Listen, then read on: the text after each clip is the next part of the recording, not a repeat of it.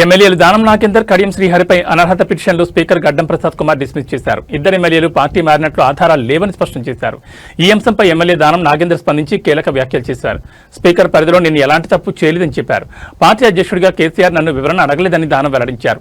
Party క్రమశిక్షణ committee కూడా వివరణ అడగలేదన్నారు. నాపై పిటిషన్ వేసిన వాళ్ళకి ఏం అధికారం ఉందని ప్రశ్నించారు. నాకు ఎప్పుడు విప్ జారీ చేయలేదని, పార్టీకి వ్యతిరేకంగా నేను పనిచేయలేదని దానం అన్నారు. Khairatabad MLA Danam Nagender, station Ghanpur MLA Kadiyam శ్రీహరిలపై దాఖలైన అనర్హత పిటిషన్లపై తెలంగాణ అసెంబ్లీ స్పీకర్ గడ్డం ప్రసాద్ కుమార్ ఇవాళ తీర్పునిచ్చారు. బీఆర్ఎస్ టికెట్పై గెలిచి కాంగ్రెస్ పార్టీలోకి మారినట్లు మొత్తం 10 మంది బీఆర్ఎస్ ఎమ్మెల్యేలపై అనర్హత పిటిషన్లు నమోదయ్యాయి. ఈ నేపథ్యంలో గతంలో 8 మందికి క్లీన్ చిట్ ఇచ్చిన స్పీకర్ తాజాగా దానం, కడియం శ్రీహరికి క్లీన్ చిట్ డిక్లేర్ చేశారు. శాసనసభలో నేను కూడా ఎక్కడ కూడా పార్టీకి వ్యతిరేకంగా పనిచేయలేదు. నాకే రోజు కూడా మన గౌరవనీయులు నాకు కేసీఆర్ గారు అంటే చాలా గౌరవం. ఆయన అధ్యక్షుడిగా నాకు ఏ రోజు ఒక ఎక్స్ప్లెనేషన్ అడగలేదు, లేకపోతే అక్కడ ఉన్నటువంటి డిస్ప్లినరీ కమిటీ కూడా నాకు ఎక్కడ ఎక్స్ప్లెనేషన్ అడగలేదు. మరి నేను అసెంబ్లీలో వాళ్ళు ఏమన్నా విప్ జారీ చేసి ఉంటే, నేను విప్కు వ్యతిరేకంగా నేను పనిచేసి ఉంటే yes I'm entitled for any kind of punishment.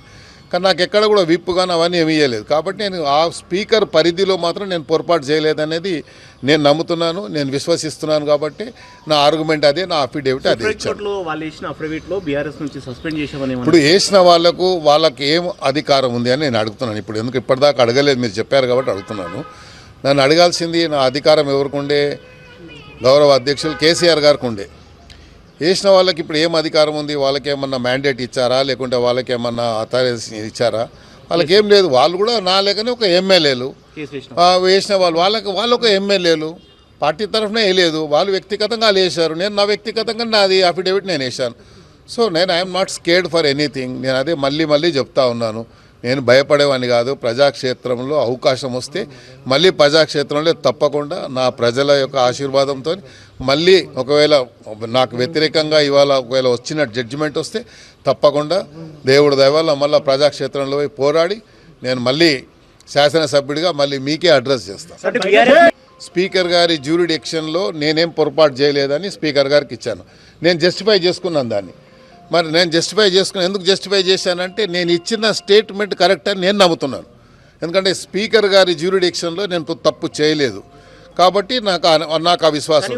అయినా సరే స్పీకర్ గారు నాకు వ్యతిరేకంగా నిర్ణయం తీసుకుంటే I definitely welcome.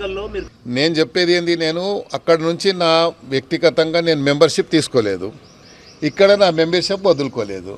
So conflict ఏముంది? టిల్ ది లాస్ట్ డేట్ నేను పార్లమెంట్లో పోటీ చేసిన తర్వాత కూడా నా శాలరీ నుంచి బీఆర్ఎస్ పార్టీకి ఏదైతే డిడక్షన్ అవుతుందో మా పార్టీది ఫండ్ అది కట్ అయింది.